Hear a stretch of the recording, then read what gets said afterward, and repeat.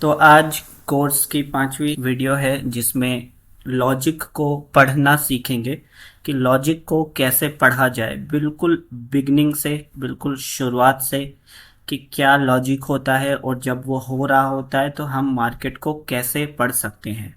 तो उसके लिए सबसे पहले एक एग्जांपल ले लेते हैं। वैसे बहुत सारे लॉजिक्स होते हैं, लेकिन अभी हम सबसे पहला लेते हैं डायरेक्ट ब्रेकआउट का लॉजिक। यानी मार्केट जो है जोन को डायरेक्ट ब्रेकआउट कर देता है, तो उसको हमको पढ़ना है और उसके पीछे वजह को तलाश करनी है कि क्यों ये डायरेक्ट ब्रेकआउट काम नहीं करेगा, इसके पीछे क्या रीजंस होते हैं और क्या लॉजिक होते हैं। तो यही होता है लॉजिक को लगाने की शुरुआत। तो हमको लॉजिक देखना पड़ता है, बनाना पड़ता है ट्रैप ट्रेडिंग में, ट्रैप ट्रेडिंग के रूल्स के मुताबिक। तो जैसे यहाँ आप देख सकते हो, यहाँ पे मार्केट ने डायरेक्टली इस जोन का ब्रेकआउट कर दिया। ठीक है, पहले मार्केट ने क्या किया था, यहाँ से सपोर्ट लिया था, यहाँ से सपोर्ट लिया था, लेकिन जब यहाँ पर आया थर्ड टाइम तो सपोर्ट लिए बिना ही मार्केट डायरेक्ट ब्रेकआउट कर दिया। तो अब जब मार्केट डायरेक्ट ब्रेकआउट करेगा तो क्या होगा, यहाँ पर अब लॉजिक इस तरह से लगता है कि जब मार्केट डायरेक्ट ब्रेकआउट कर देगा तो यहाँ पर क्या है, जो बायर्स इंतजार में होंगे कि मार्केट यहाँ ये सपोर्ट लेके ऊपर गया, ये सपोर्ट लेके ऊपर गया, तो यहाँ पर बहुत सारे बायर्स इंतजार में होंगे कि अब मार्केट फिर से इस सपोर्ट पर होगा तो हम क्या है अपनी एंट्री करेंगे। इसी इंतजार में रहते हैं बायर्स कि सपोर्ट पर आए और हम बाय करेंगे, क्योंकि पिछली 2 बार सपोर्ट लेकर जा चुका है। तो थर्ड टाइम भी बायर्स इसी इंतज़ार में बैठे होंगे, लेकिन मार्केट ने उनको एंट्री ही नहीं दी, मार्केट ने उनको पोजीशन बनाने का मौका ही नहीं दिया और डायरेक्ट ही इस जोन का ब्रेकआउट कर दिया इस तरह से। तो जब जोन का ब्रेकआउट हुआ तो बायर्स यहाँ पर आए ही नहीं। तो जब बायर्स आएंगे ही नहीं तो उनके स्टॉप लॉसेस नीचे नहीं होंगे। स्टॉप लॉस नीचे कब होंगे, जब बायर्स आएंगे। और पुराने बायर्स जो आए थे इस ब्रेकआउट पर, बायर्स कहाँ आते हैं, या तो सपोर्ट पर आते हैं या रेसिस्टेंस ब्रेकआउट पे आते हैं। मेजरली इन दो ही जगह पे आते हैं, या तो किसी रेसिस्टेंस जोन का ब्रेकआउट हो या फिर मार्केट सपोर्ट लेके जाए, मेजरली इसमें आते हैं। और भी बहुत तरह से आते हैं लेकिन ज्यादातर इधर ही आते हैं। तो अब यहाँ पर हमको लॉजिक देखने को मिल रहा है, इस तरह से हम बनाते हैं लॉजिक कि मार्केट ने बायर्स को एंट्री करने का मौका ही नहीं दिया। तो जब मार्केट ने बायर्स को एंट्री करने का मौका ही नहीं दिया तो उनके स्टॉप लॉसेस नीचे भी नहीं होंगे, और जो पहले स्टॉप लॉसेस थे बायर्स के वो भी खत्म हो चुके होंगे इस मूव में। तो मार्केट बायर्स को निकाल भी चुका और उनके स्टॉप लॉस को हिट भी कर चुका है। इसलिए अब मार्केट के नीचे जाने की कोई वजह नहीं बचती, क्योंकि बायर्स के स्टॉप लॉस तो नीचे है ही नहीं। तो इस तरह से हम क्या है लॉजिक को बनाते हैं, बनाने की कोशिश करते हैं और अपना एक आइडिया लगाते हैं कि आखिर मार्केट किसको बुला रहा है, किसको ट्रैप कर रहा है, कौन प्रॉफिट में है, कौन लॉस में है, किसका स्टॉप लॉस लगा हुआ है, किसका स्टॉप लॉस मार्केट खाने जा सकता है, उसी का खाएगा जिसको इनवाइट करेगा। तो अब जब मार्केट ने थर्ड टाइम सपोर्ट का डायरेक्टली ब्रेकआउट दे दिया, तो अब सपोर्ट ब्रेक आउट पर कौन आता है, जैसे मार्केट बिना हॉल्ट किए ब्रेकआउट डायरेक्ट दे दे तो यहाँ कौन आएगा, सेलर्स आएंगे। तो सेलर्स के स्टॉप लॉसेस कहाँ पर लगे होंगे, क्योंकि सेलर्स चाहेंगे कि मार्केट नीचे जाए तो उनके स्टॉप लॉस ऊपर होंगे। तो फिर देखो मार्केट कैसे निकल गया, उनको बुलाया, उनका एंटर करवाया और मार्केट उनके स्टॉप लॉस को हिट करने ऊपर निकल गया। इसीलिए जब भी मार्केट डायरेक्ट ब्रेकआउट देता है तो उसके मैक्सिमम चांस होते हैं कि वो एक बार इस ब्रेकआउट पर जो सेलर्स आए थे उनको निकालने के लिए ज़रूर ऊपर जाएगा।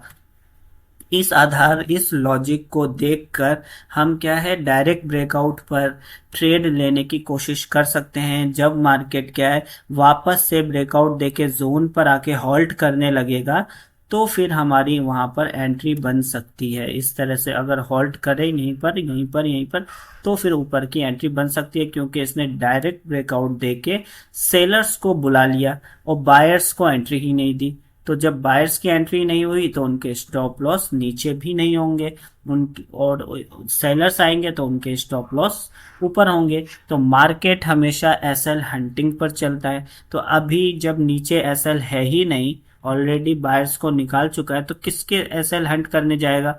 मार्केट जाएगा सेलर्स के एसएल को हंट करने के लिए।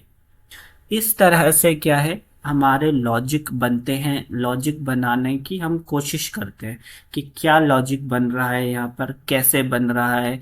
इसी की एक मिसाल आप देख सकते हो यहाँ पे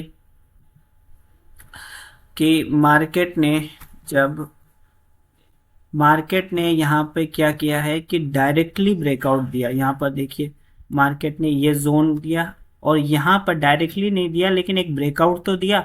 और जब अच्छा खासा जोन का ब्रेकआउट होगा तो कौन आएगा? बायर्स आ जाएंगे, और जो सेलर्स रेसिस्टेंस समझ के आए होंगे उनके स्टॉप लॉस हिट हो जाएंगे।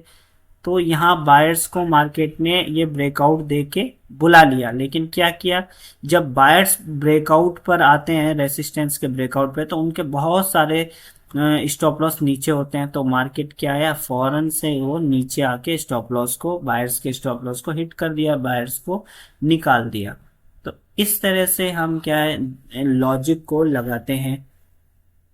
ट्रैप ट्रेडिंग के मुताबिक किसको ट्रैप कर दिया, ब्रेकआउट पर किसको ट्रैप किया है। लेकिन क्योंकि ये लॉजिक हमारा डायरेक्ट ब्रेकआउट है, इसलिए इसमें हम सिर्फ डायरेक्ट ब्रेकआउट के कॉन्सेप्ट को देखे हैं कि मैक्सिमम डायरेक्ट ब्रेकआउट क्या है फेल्ड होते हैं। इसलिए जब भी मार्केट किसी जोन का डायरेक्ट ब्रेकआउट करता है तो उस ट्रेड में आपको उस वक्त तो कम से कम नहीं कूदना है ना, और वेट करना है जब आपका सेटअप बनाए। सेटअप क्या होगा? डायरेक्ट ब्रेकआउट का सेटअप सिंपल ये होता है, इस तरह से ब्रेकआउट दिया वापस से यहाँ पर आएगा, एक बार फिर रिटेस्ट और फॉलो रिटेस्ट देगा या फिर फॉलो थ्रू भी दे सकता है। इस लोअर लो को क्रॉस करेगा तो और ज्यादा सेलर्स आ जाएंगे, ठीक है। और फिर क्या होगा, अगर दोबारा मार्केट इस जोन तक एग्जैक्टली आ जाता है, यहीं पर होल्ड करने लगता है, तो समझ लेंगे कि इसने बायर्स को तो बुलाया नहीं, सिर्फ सेलर्स को बुलाया। तो हो सकता है कि मार्केट अब ऊपर चला जाए। तो इस लॉजिक से लॉजिक क्या होगा? डायरेक्ट ब्रेकआउट, कि डायरेक्ट ब्रेकआउट दिया, बायर्स को बुलाया नहीं, सेलर्स को बहुत एंट्री करवा दी, और सेटअप क्या हो जाएगा? दोबारा से रेसिस्टेंस पर होल्ड कर रहा है। अगर नीचे ही जाना होता तो एग्जैक्टली इसको ऊपर आने की जरूरत नहीं थी, एग्जैक्टली दोबारा रेसिस्टेंस जोन तक आने की जरूरत नहीं थी। तो इस तरह से हमारा एक लॉजिक हो गया डायरेक्ट ब्रेकआउट, और एक सेटअप हो गया रीटेस्ट पर हॉल्ट। यानी मार्केट क्या कर रहा है, पहली बार इस डायरेक्ट ब्रेकआउट देगा तो यहाँ पर सेलर्स आ जाएंगे, ठीक है, और फिर रिटेस्ट करेगा तो इसको भी सेलर्स आएंगे, क्योंकि रेसिस्टेंस पर सेलर्स आएंगे और मार्केट जाता हुआ भी बताएगा।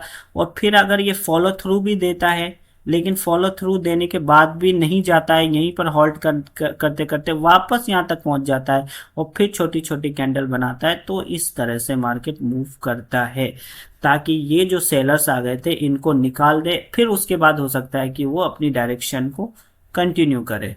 तो इस तरह से क्या है हमारे लॉजिक भी बन जाते हैं और लॉजिक से ही सेटअप्स बनते हैं।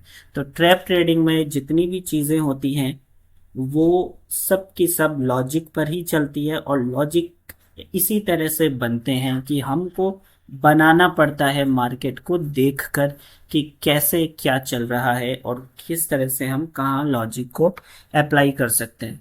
तो एक लॉजिक हो गया डायरेक्ट ब्रेकआउट का, कि डायरेक्ट ब्रेकआउट एक हमारा एक लॉजिक होता है ट्रेड का, और एक सेटअप हो गया रीटेस्ट पर। रीटेस्ट पर मार्केट ने ब्रेकआउट दिया, एक बार रिटेस्ट किया, फॉलो थ्रू देने के बाद दोबारा रिटेस्ट पर अगर वीकनेस शो करे तो आप किसी भी नीचे के पुल बैक पे ऊपर का ट्रेड ले सकते हो। तो ये हो जाएगा हमारा direct breakout plus retest setup. Retest setup तो इस तरह से अगर आपको मार्केट मिल जाए तो आपको एक अच्छा खासा ट्रेड देखने को मिल जाएगा। और इस पर आपको क्या होगा, जब आपका लॉजिक साथ होगा, आपने लॉजिक लगाया प्लस आपको आपका सेटअप भी मिल गया, तो फिर आपको क्या है, अपने ट्रेड पर कॉन्फिडेंस भी बुल्ट होगा। आप यहाँ नीचे लोअर लो के नीचे क्या है, यहाँ पर स्टॉप लॉस लगा दो और इस जितना स्टॉप लॉस है उसका 2 या 3 गुना टारगेट लगा के छोड़ दो। फिर उसके बाद आ जाएगा आपका एग्जीक्यूशन प्रोसेस, की मार्केट को एग्जीक्यूट होने के लिए वक्त तो देना पड़ेगा। मार्केट हो सकता है इस तरह से आ जाए, फिर इस तरह से जाए, इस तरह उसकी मर्जी, कैसे भी जाए, 1 घंटे में जाए, आधा घंटे में जाए, तो उसको छोड़ देना होता है। अगर आपका स्ट्रांग लॉजिक लगा हुआ है, आपका सेटअप बन चुका है, तो फिर आपको एग्जीक्यूट कर देना पड़ेगा। बिगनर्स यही गलती करते हैं कि जो खराब ट्रेड ले लेते हैं वो उसको तो बहुत देर तक पकड़े रहते हैं, निकलते ही नहीं है, स्टॉप लॉस बढ़ाते रहते हैं, लेकिन जो अच्छे ट्रेड पकड़ते हैं उसमें फौरन ही निकल जाते हैं। उसकी वजह होती है लो कॉन्फिडेंस, क्योंकि वो उनका कोई लॉजिक नहीं होता और ना कोई सेटअप होता है। इसलिए वो क्या समझते हैं, अरे पिछली बार भी आधा जाके वापस आ गया था, आधा जाके वापस आ गया था, तो इस बार मैं जैसे ही थोड़ा बहुत जाएगा बुक कर लूंगा। तो छोटे छोटे प्रॉफिट बुक करते हैं और बड़े बड़े स्टॉप लॉस लेते हैं। यही लॉजिक फिर स्टॉप लॉस में क्यों नहीं लगाते कि भाई छोटा स्टॉप लॉस आएगा मैं ले लूंगा, क्योंकि वो सोचते हैं नहीं मेरा तो स्टॉप लॉस हिट ही नहीं होना चाहिए। तो सेम यही चीज आपको टारगेट के बारे में सोचना चाहिए। तभी सोच पाएंगे जब उसके पीछे आपका कोई स्ट्रांग लॉजिक और सेटअप होगा, तब आप अच्छे से प्ले एग्जीक्यूट कर सकते हो। तो ये था पहला हमारा आज का लॉजिक। इसको एक बार थोड़ा सा पढ़ लेते हैं इस केस में, तो शायद और भी अच्छे से समझ में आए। तो ये फर्स्ट पॉइंट क्या कह रहा है, जब भी मार्केट डायरेक्टली जोन को ब्रेक करता है, यानी जब भी मार्केट डायरेक्टली जोन को इस तरह से, मान लीजिए जोन है, इस तरह से जोन है और इसको डायरेक्टली ब्रेकआउट कर देता है, तो बिना होल्ड किए उसके रिवर्स होने की प्रोबेबिलिटी, संभावना बहुत हाई हो जाती है। तो उसके रिवर्स होने की या कम से कम इनको निकालने की संभावना हाई हो जाती है। वो निकाल देगा, उसके बाद कंटिन्यू करेगा, इस तरह भी हो सकता है। तो इससे क्या हमको सीखना मिलता है कि हमको डायरेक्टली ब्रेकआउट अगर दे तो उसमें जल्दीबाजी में ट्रेड नहीं लेना है, वेट करना है। अगर ना मिले ट्रेड तो छूट जाए तो छोड़ दो। अगर आपने इस ब्रेकआउट देगा तो टॉप पर आप नहीं पकड़ पाए और यहाँ पर आप कोशिश करोगे कि पकड़ोगे, तो आपको पहला ये बात सोचना था, आखिर वो कौन लोग होंगे जो इतना प्रॉफिट में होंगे, और जो इतने प्रॉफिट में है तो क्या वो आपसे शेयर करेंगे अपना प्रॉफिट, या फिर वो लोग अब हो सकता है अपना प्रॉफिट बुक करें जो यहाँ से लाए थे, तो वो लोग ऊपर ले जाएंगे। तो आपको इन जैसा बनना है या फिर रिटेलर जैसा बनना है, तो आपको ऑपरेटर्स जैसा, एक्सपीरियंस जैसा बनना है। इसलिए आपको डायरेक्ट ब्रेकआउट पर ट्रेड नहीं लेना है। कितना ही फोमो आए, कितना ही 100 पॉइंट निकल जाए, अफसोस नहीं करना है, क्योंकि आप मार्केट को लॉजिक के हिसाब से सही वक्त पर नहीं पकड़ पाए, तो आपको उस ट्रेड में नहीं कूदना है। डायरेक्ट ब्रेकआउट का कॉन्सेप्ट ये कहता है जब आपका सेटअप बने तभी लेना है। ठीक है, तो यही कह रहा है कि जब भी मार्केट डायरेक्टली जोन का ब्रेकआउट करता है हॉल्ट किए बिना, तो मतलब उसने बायर्स को बुलाया ही नहीं। जब बायर्स को बुलाया ही नहीं तो उनके स्टॉप लॉसेस नीचे होंगे नहीं, और जब स्टॉप लॉस नीचे नहीं होंगे तो मार्केट नीचे क्यों जाएगा। तो इस तरह से हम क्या लॉजिक लगाते हैं, एक के बाद एक इसकी शुरुआत करते हैं लॉजिक लगाने की। अब दूसरा पॉइंट्स देखते हैं। अगर मार्केट सपोर्ट पर हॉल्ट करेगा तो वहां पर बायर्स आ जाएंगे। जैसे मार्केट क्या करता है, अगर सपोर्ट पर थोड़ा सा ऊपर जाने जैसा बताता, तो यहाँ पर बहुत सारे बायर्स क्या है, ग्रीन कैंडल देखकर बाय कर लेते हैं, ये सोच के कि पिछले लास्ट टाइम भी तो 2 बार यहीं से सपोर्ट लेके ऊपर गया था, तो अब यहाँ बायर्स आते, और जो बायर्स ऊपर का ट्रेड लेते उनके स्टॉप लॉस नीचे होते, तो मार्केट को नीचे जाने में क्या है, आसानी होती। तो ये सेकंड पॉइंट कह रहा है कि अगर मार्केट सपोर्ट पर धीरे धीरे फर्स्ट टाइम अच्छा मूव दिया, सेकंड टाइम अच्छा मूव दिया, लेकिन थर्ड टाइम वीकनेस शो करने लग जाए सपोर्ट पर, तो इसका मतलब होगा कि वो नीचे स्टॉप लॉसेस को जमा कर रहा है, तो उसको हिट करने के लिए एक बार जरूर जा सकता है। तो ये है रीजन, सेकंड पॉइंट ये बता रहा है। ठीक है, और थर्ड पॉइंट देखते हैं। लेकिन अगर मार्केट डायरेक्टली जोन को ब्रेक कर देगा तो न्यू बायर्स नहीं आएंगे, और पुराने बायर्स ऑलरेडी मार्केट से निकल चुके हैं, क्योंकि मार्केट ऑलरेडी ऊपर से आ रहा है बिना बिना हॉल्ट किए, बिना बायर्स को बुलाए डायरेक्टली ब्रेकआउट कर रहा है। तो यहाँ पर जो लोग बायर्स आए थे फेक ब्रेकआउट पे, उनको तो इस मूव में ऑलरेडी निकाल दिया है, तो और अब नीचे नहीं जा सकता। तो ये था हमारा ये थर्ड पॉइंट, कि पहले के बायर्स को निकाल दिया और नए बायर्स को बुलाया ही नहीं, तो फिर नीचे जाने के उसके चांसेस कम होंगे।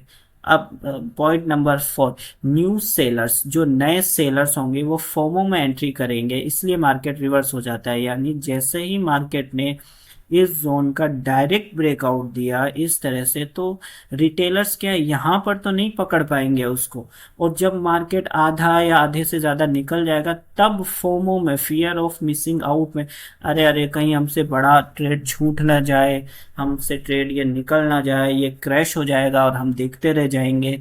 तो इस तरह से थोड़ा बहुत कमा लेंगे हम भी, निकल जाएगा 4-5 पॉइंट निकल जाएगा, इस तरह से वो लोग रिटेलर सोचते हैं। वो लॉजिक और सेटअप में नहीं सोचते हैं, वो फोमो में सोचते हैं, इसलिए उनका ज्यादातर लॉस होता है। तो ऐसे ही जब बड़े तो ये रियल रियल ब्रेकआउट होता है वो फिर कैसे पहचानना है? हाँ, रियल ब्रेकआउट के दूसरे लॉजिक्स होते हैं, उसको हम दूसरे लॉजिक में देखेंगे।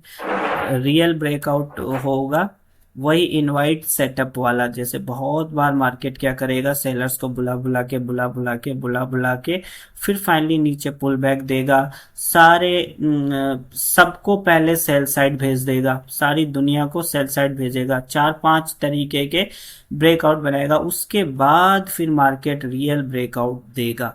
तो वो एक अलग लॉजिक होता है, उसका एक ठीक है। अलग सेटअप होता है। मैं लाइव मिसाल दिखाता हूँ आपको। नहीं, अम, आ गया समझ। आ गया, चलिए, हम्म। ठीक है। हम्म, तो उसका एक अलग ही सेटअप है, अलग ही लॉजिक है, वो इनवाइट सेटअप या दूसरे लॉजिक, वो धीरे धीरे करके एक के बाद एक देखेंगे। अभी तो हम सिर्फ फेक ब्रेकआउट, डायरेक्ट ब्रेकआउट्स को ही देख रहे ठीक हैं। ठीक है।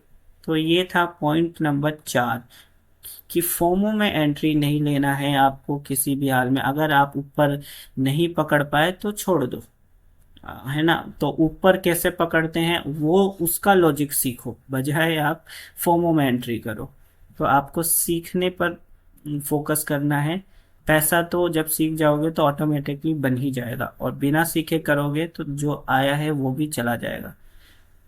पॉइंट नंबर 5, रीटेस्ट कौन देखता है। जैसे कि मार्केट ने ये डायरेक्ट जोन का ब्रेकआउट दिया, और ब्रेकआउट देने के बाद यहाँ सेलर्स आएंगे, फोमो वाले, फियर ऑफ मिसिंग आउट वाले। फिर मार्केट रीटेस्ट करने के लिए जाएगा, और ये रीटेस्ट पर कौन आएगा, रेसिस्टेंस समझकर फिर यहाँ सेलर्स ही आएंगे।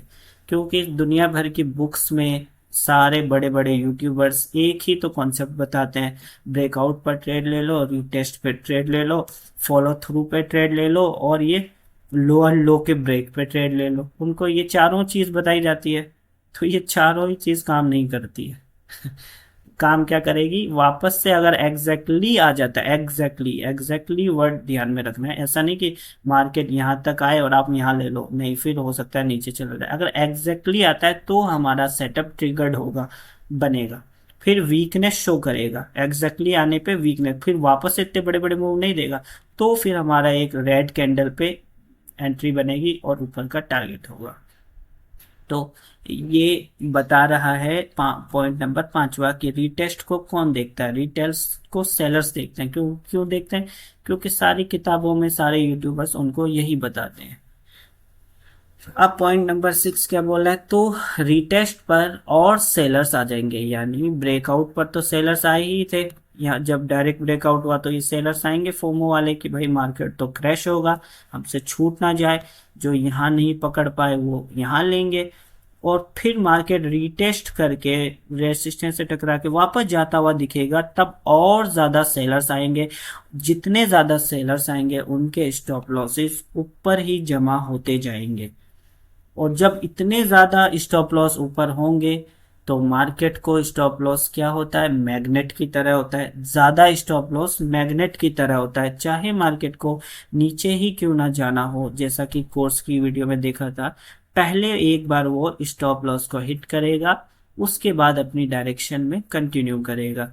तो ये पॉइंट कहता है कि इसमें एक चीज पूछनी थी, जैसे जी मान लो एसएल खा के दोबारा फिर नीचे जब आता है, हाँ तो तब हमें कैसे पता लगेगा कि भाई अब ये जी नीचे उस साइड ही आएगा? हाँ, तो उसका भी सेटअप ही बनाता है ना। जैसे मान लीजिए ये इसको नीचे ही जाना था, लेकिन डायरेक्ट ब्रेकआउट कर दिया, इस पर बहुत सारे सेलर्स आ गए, ठीक है।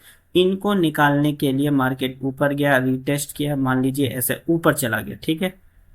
अब ठीक। यहाँ पर जो बिहेवियर करेगा उस बिहेवियर के आधार पर हमारा नया सेटअप बनेगा। मान लीजिए अब ये भी, तो अब ये रेसिस्टेंस का ब्रेकआउट हुआ, तो अब यहाँ कौन आ जाएंगे, बायर्स आएंगे, है ना। रेसिस्टेंस के ब्रेकआउट पे कौन आता है, बायर्स, और ये सेलर्स निकल गए। अब इनके स्टॉप लॉसेस नीचे होंगे या नहीं होंगे। बिल्कुल। और फिर मार्केट इस तरह से ब्रेकआउट वाले सेटअप बनाता रहता है, और फिर देखता है एग्जैक्टली इस जोन पे आ जाता है, तो हमारा क्या है, नीचे का सेटअप बन जाएगा। और इस पूरे लॉजिक को कहेंगे रिमूविंग वीक हैंड। यानी मार्केट सिर्फ इन रिमूविंग वीक हैंड किया था। ये ब्रेकआउट पर जो सेलर्स आए थे, ये कमजोर सेलर्स आए थे, उनको निकालने के लिए गया था। इसको जाना असल में नीचे ही था, ठीक है। ठीक है। इसका भी मैं लाइव एग्जांपल अगर आपको दिखाऊं, एक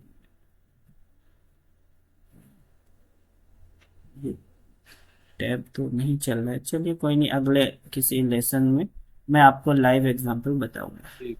ठीक। चलिए, ये तो ये भी पॉइंट हो गया। नहीं, एक पॉइंट बच गया, इसका लास्ट वाला, ठीक है। तो ये लॉजिक और रीजन इस तरह से हम लगाते हैं। अब अगला पॉइंट क्या है, तो मार्केट ने डायरेक्टली ब्रेकआउट दिया, सेलर्स आ गए यहाँ पर, है ना, फोमो वाले सेलर्स। फिर रीटेस्ट किया, रीटेस्ट के बाद यहाँ भी रेसिस्टेंस समझ के सेलर्स आ जाएंगे, क्योंकि रेसिस्टेंस भी सेलर का ही सेटअप है। तो यहाँ और सेलर्स आ गए, उसके बाद भी नीचे नहीं जा पाया, तो यहाँ लॉजिक है कि फॉलो थ्रू भी दे देगा, वो भी दे देगा, उसके बाद भी ज्यादा नीचे नहीं जा पा रहा है, नहीं जा पा रहा है। तो सवाल आना चाहिए मन में कि इतने सारे सेलर्स आ गए हैं ब्रेकआउट पे, तो अगर ये सही में ताकतवर होते तो मार्केट को तो नीचे जाना चाहिए था। लेकिन मार्केट तो नीचे नहीं जा रहा है, मार्केट तो ऊपर ही की तरफ जा रहा है। तो हम क्या है, यहाँ पर भी अगर ये क्या है, लोअर लो के ब्रेक के बाद भी बहुत ज्यादा होल्ड करे, तो भी हमको ये सब समझ लेना चाहिए कि अब मार्केट नहीं नीचे जा रहा है। जाना होता तो चले जाता है, इतने सारे सेलर्स है, यानी सेलर्स ताकतवर नहीं है मार्केट को नीचे ले जाने में। और जब बायर्स देखेंगे कि सेलर्स तो बहुत कमजोर है और उनके स्टॉप लॉस ऊपर है, तो वो लोग मार्केट को ऊपर ले जाएंगे। तो ये था पॉइंट नंबर 7वां, ठीक है। तो अब हम देख लेते हैं ये, वही चीज को थोड़ा सा पढ़ के बता देता हूँ। ये 7 ही पॉइंट्स थे, ठीक है। मार्केट ने सपोर्ट को ब्रेक कर दिया 2 बार सपोर्ट लेने के बाद, यानी मार्केट ने 2 बार सपोर्ट लिया, एक दो, उस तो उसके बाद तीसरी बार डायरेक्ट ही ब्रेकआउट कर दिया। तो बायर्स जो इंतजार में होंगे वो तो आ ही नहीं, उनको एंट्री करने का मौका ही नहीं दिया। और यहाँ पर डायरेक्ट ब्रेकआउट हुआ तो सेलर्स आ गए, ये बात कह रहा है। 2 बार सपोर्ट लेने के बाद यहाँ से सपोर्ट लिया, यहाँ से सपोर्ट लिया, ठीक है। दो स्विंग को ब्रेक किया, दोनों स्विंग को ब्रेक किया। ये स्विंग क्या है, ये स्विंग था लास्ट, ये जो सपोर्ट का स्विंग है, इन दोनों को मार्केट ने नीचे ब्रेक कर दिया। सपोर्ट ब्रेक पर रिटेलर्स आते हैं। रिटेलर में कौन से रिटेलर, सेलर रिटेलर्स।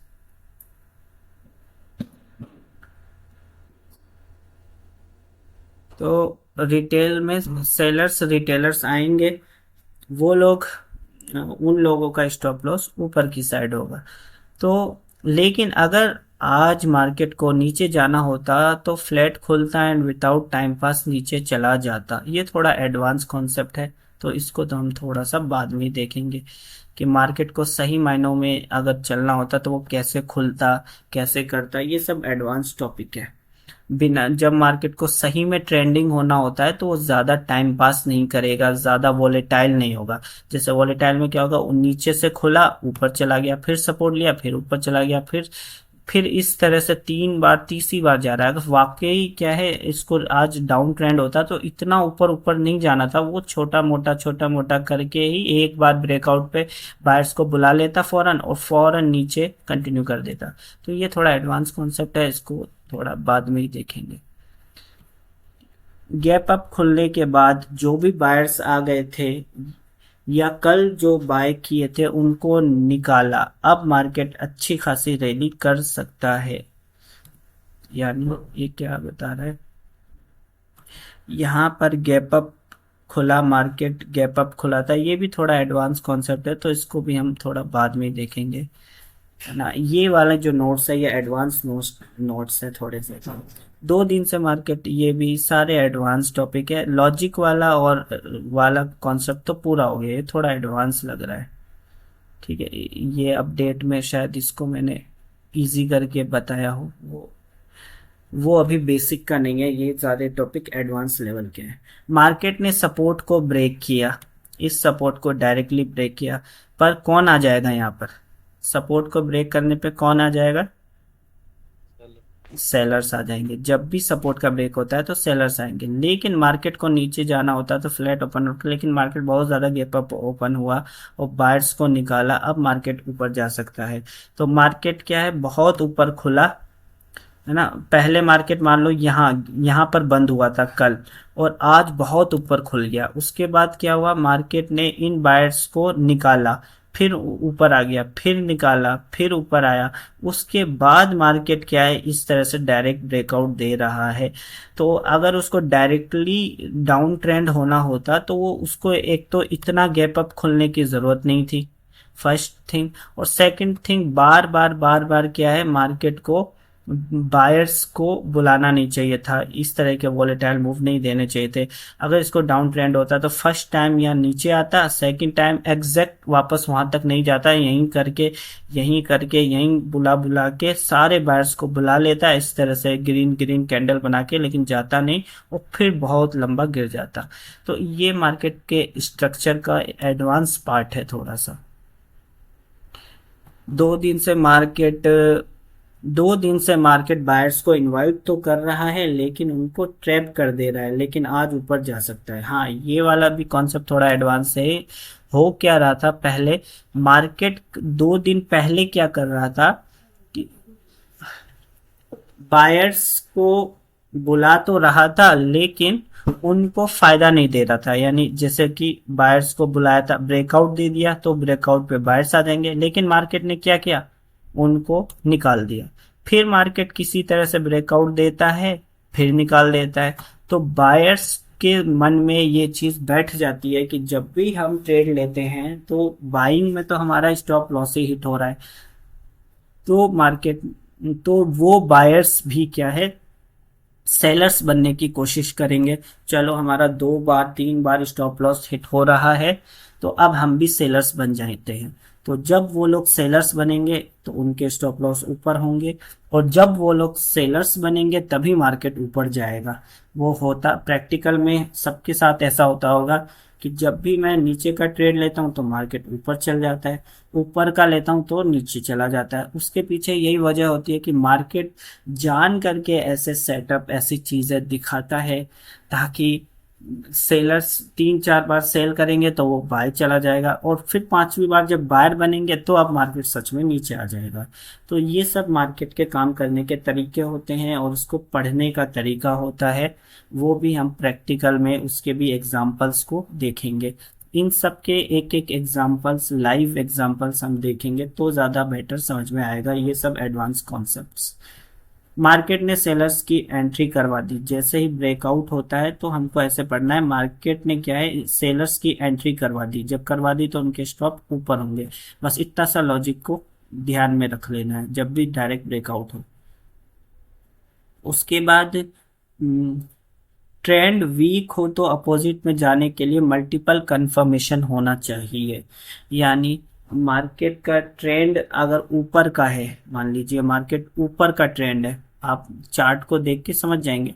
तो फिर अगर डाउन का सेटअप बन रहा है, डाउन का मतलब इस समय आपको डाउन का में ट्रेड लेना है, मान लो ये ब्रेकआउट दिया है कुछ भी, तो फिर उसके लिए बहुत मल्टीपल कंफर्मेशन होना चाहिए। यानी एक से ज़्यादा लॉजिक होना चाहिए, एक से ज़्यादा सेटअप होना चाहिए, है ना। आप वो फिब को भी लगा के देख लोगे, दूसरी दूसरी चीज़ों को लगाओगे, क्योंकि मार्केट ट्रेंडिंग मार्केट में क्या होता है, मार्केट ट्रेंड को जल्दी कंटिन्यू करता है और बड़ा बड़ा मूव कर देता है ट्रेंड में। जैसे कि मार्केट ऊपर का ट्रेंड होगा तो थोड़ा सा नीचे आएगा, फौरन से ऊपर, ज्यादा ऊपर चला जाएगा, फिर थोड़ा सा नीचे आ जाएगा, फिर फौरन से ऊपर चला जाएगा।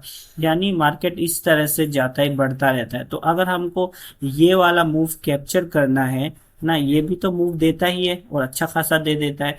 तो इस तरह के मूव को कैप्चर करना है अप ट्रेंड में, तो क्या होता है, हमको मल्टीपल कंफर्मेशंस देखने पड़ते हैं, तो ही हमारा है ना सिक्योर होगा। वरना बहुत ट्रेंड के अगेंस्ट में ट्रेड लेना बहुत ज़्यादा रिस्की हो जाता है। ये पॉइंट कह रहा है।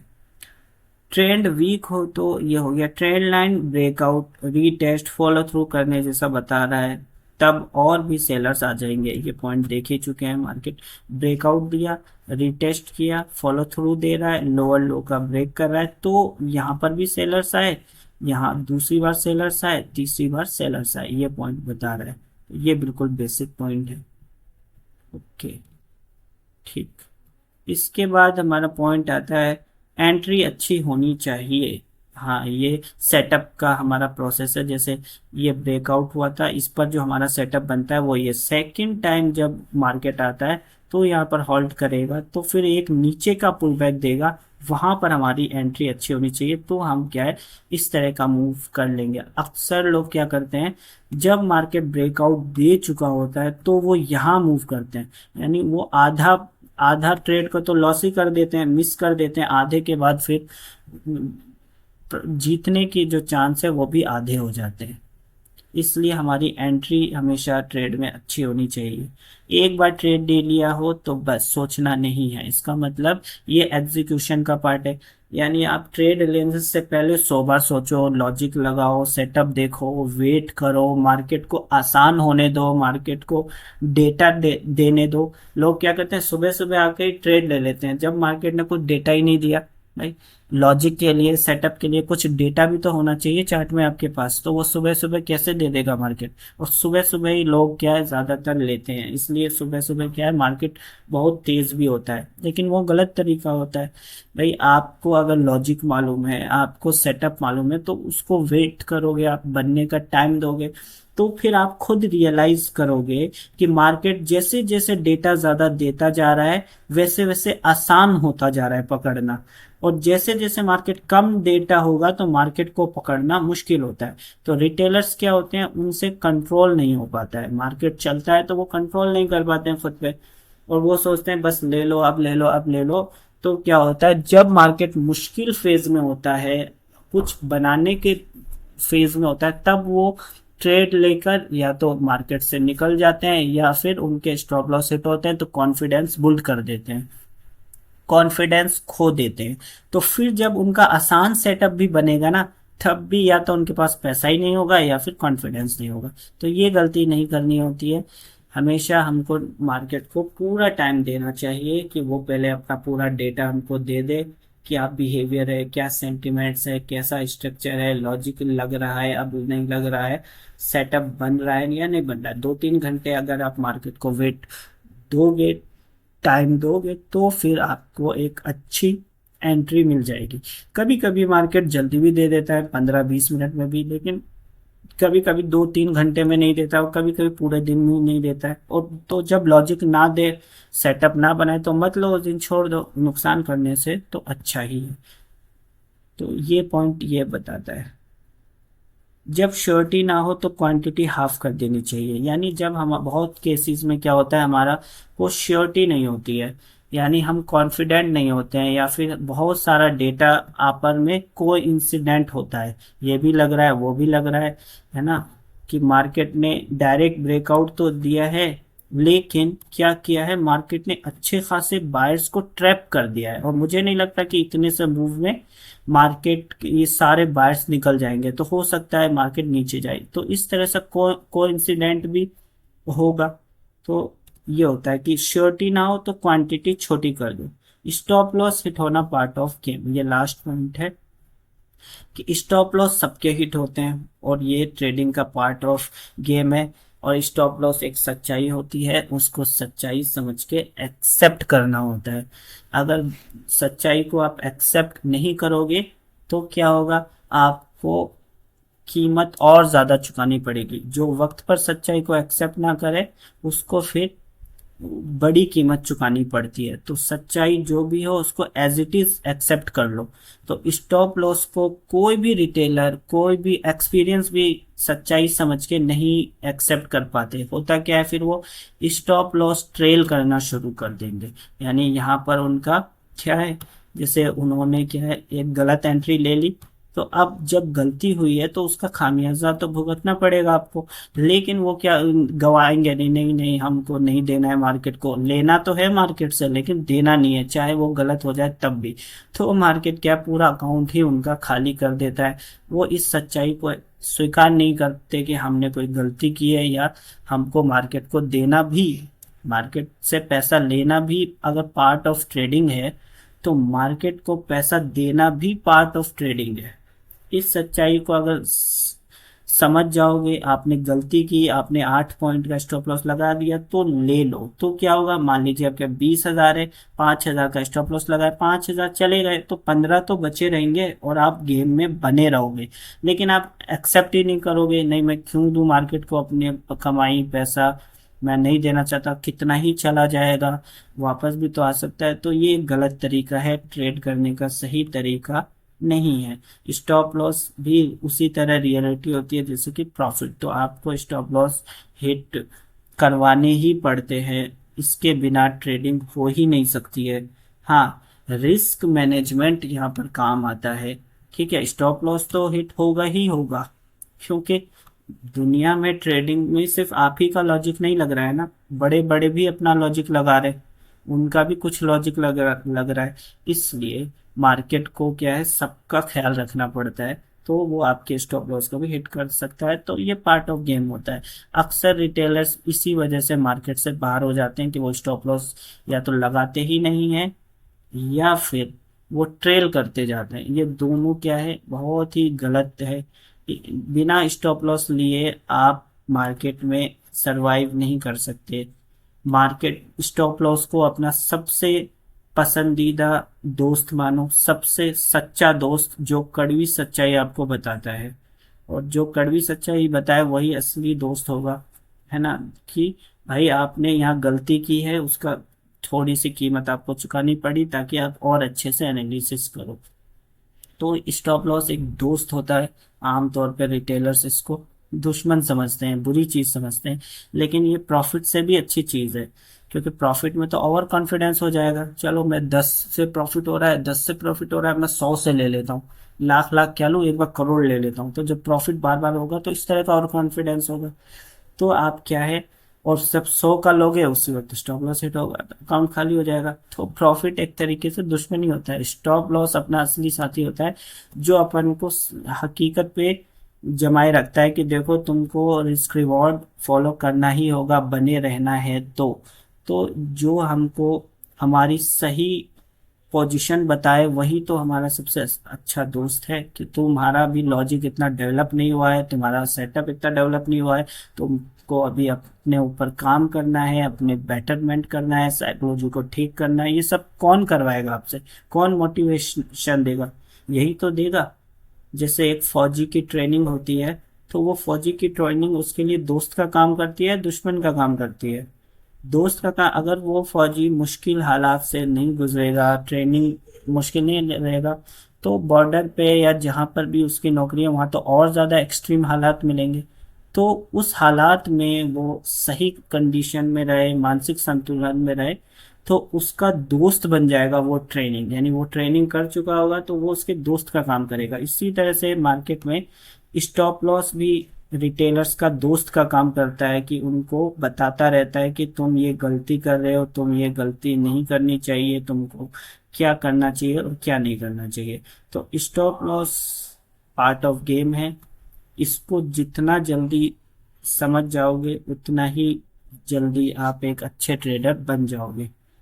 ये देखिए डायरेक्ट डायरेक्ट ब्रेकआउट का आपको लाइव में दिखा दूं, बिल्कुल लाइव, आज का 1 घंटे पहले का, 1 या 3-4 घंटे पहले का जो मैं पढ़ाया हूँ, क्या वही बना है?